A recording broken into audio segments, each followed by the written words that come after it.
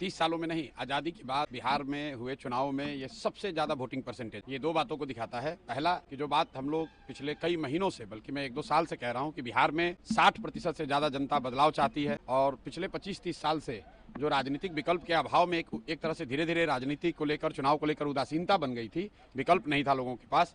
अब जनसुराज के आने से उनको एक नया विकल्प मिला है, और बढ़ा हुआ जो वोटिंग परसेंटेज है वो दो बातों को दिखाता है। एक कि लोगों को एक नए विकल्प को देखकर उत्साह रहा है और बड़े पैमाने पर वोटिंग हुई है, बदलाव के लिए वोटिंग हुई है। और दूसरी बात, जो बड़े प्रवासी मजदूर हैं जो बहुत बड़ी संख्या में छठ के बाद रुके हुए हैं, उन्होंने अपना और अपने परिजनों का, अपने मित्रों का जो वोट कराया है उसने सबको सरप्राइज किया है। और जितने लोग ये बैठे हुए थे कि महिलाओं को 10,000 पैसा मिल गया और उसी से हम लोग जीत जाएंगे, इन चुनाव में महिलाएं तो हैं ही, लेकिन महिलाओं से बढ़कर प्रवासी मजदूर एक्स फैक्टर है। इस चुनाव का एक्स फैक्टर प्रवासी मजदूर हैं। वो क्या कर रहे हैं, वो अपने दोस्तों मित्रों परिवार वालों से कैसे वोट करा रहे हैं, इसी से बिहार का चुनाव तय होगा। जनसुराज बिल्कुल कॉन्फिडेंट है कि 14 तारीख को आप देखेंगे इतिहास लिखा जाएगा। बड़े बड़े पंडित कोई ये नहीं बता रहा था कि जनसुराज इस बार इतने बड़े पैमाने पर वोटिंग होगी, और ये आकलन लोग कर रहे हैं। 2 करोड़ 10 लाख से ज्यादा लोगों ने वोट करा है। कोई आकलन, कोई पत्रकार, कोई असेसमेंट करने वाला आदमी कितने लोगों से मिला होगा कल? लोग बैठे बैठे 10-15 लोगों से फोन करके अपना हवा बता रहे हैं कि किसने किसको वोट दिया। किसी को जानकारी नहीं है। जब 14 तारीख को काउंटिंग होगी तभी पता चलेगा कि 2 करोड़ से ज्यादा लोगों ने किसको वोट दिया है सबसे ज्यादा मात्रा में। जो हम लोग देख रहे हैं कि जो प्रवासी मजदूर है वो बदलाव चाहते हैं, और बहुत एग्रेसिव होकर उन लोगों ने वोटिंग किया और कराया। वोटिंग के समय उन्होंने अपने और अपने सरकार का चाल चरित्र, चेहरा, उस पर मुहर लगाई है कि यहाँ पर कोई सुरक्षित नहीं है, कानून का राज नहीं है, जिसकी लाठी उसकी भैंस। और जो बात यहाँ अभी तक पब्लिक झेल रही थी, चुनाव के दौरान नेता और मंत्री वो चीज झेल रहे हैं।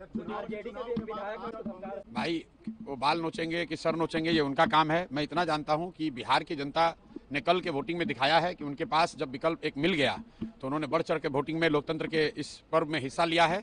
अब जो भी निर्णय जनता करती है, चुनाव में सिर्फ ये नहीं तय होता है कि कौन आदमी सत्ता में आएगा, चुनाव में ये भी तय होगा कि कौन विपक्षी भूमिका में होगा, कौन रोड पर आएगा, कौन समाज और रोड पर काम करेगा, इसकी ये भूमिका भी जनता तय करती है। तो अब 3 दिन रह गए, ज्यादा स्पेकुलेशन का समय नहीं है। एक ही बात कल दिखा कि बहुत बड़े पैमाने पर वोटिंग हुई है। ये वोटिंग दिखाता है कि एकदम क्लोज कॉन्टेस्ट है, लड़ाई है, हर सीट पर, हर बूथ पे, हर गाँव में लड़ाई है, और लोगों के पास विकल्प है।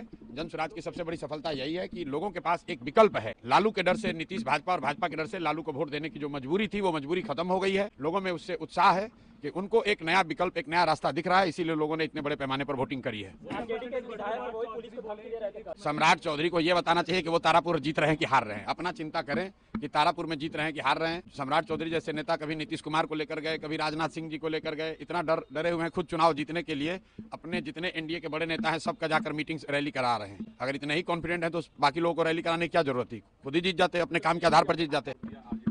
देखिए, तेजस्वी यादव कब कॉन्फिडेंट नहीं थे कि कल कॉन्फिडेंट दिखे आप? ये लोग तो चुनाव के 6 महीना पहले, साल भर पहले ही कॉन्फिडेंट है कि हम ही मुख्यमंत्री बनेंगे। ऐसे लोग जिनको अपनी कोई जानकारी है नहीं, जमीन पर, घर से बाहर निकले, पार्टी के दम पर, जाति के दम पर, या भाजपा विरोध के नाम पर भीड़ इकट्ठा हुई है, 2 मिनट भाषण वसन किया, घर पे चले आए।